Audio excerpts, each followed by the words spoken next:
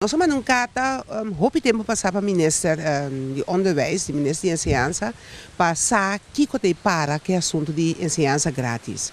Agora que botar para que a escola novo começar nang parte de booking nang taba ta maneira tique mais melhor reglar, pero ponto ta queda que é enseñança grátis é algo que o governo vem com como projeto piloto para depois não vai o que precisamente também só de. Esse é contexto com nada na nós. E botar mira que te awe nós é assunto de enseñança grátis e com e também sigue e que está em manejo que o ministro tem pensar para o que trata isso aqui. Então, é importante para cada bom educação, formação de nós jovens está sumamente importante e vamos precisar com verdade para contar com isso aqui para o futuro, que tem placa pé também e também exatamente o que está encerrado.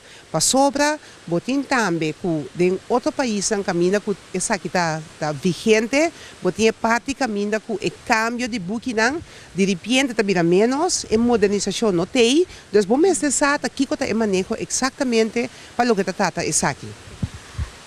A senhora também disse que o governo dona de conhecer que um projeto piloto e enseñança grátis, tá?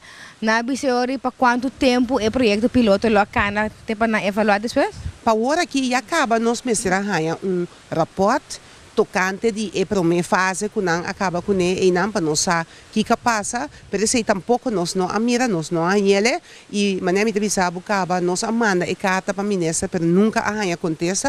Então esta dia carta não que nós manda para ministra para ponta que dia nós acontece riba e parte aqui seguro. Esta de vital importância, educação para nós jovens. Tá de importância, nós precisamos que nível nós trabalhamos e nós precisamos também, especialmente, ora trata de material para a escola, com essa que está, que está cai então que está seguir cai também.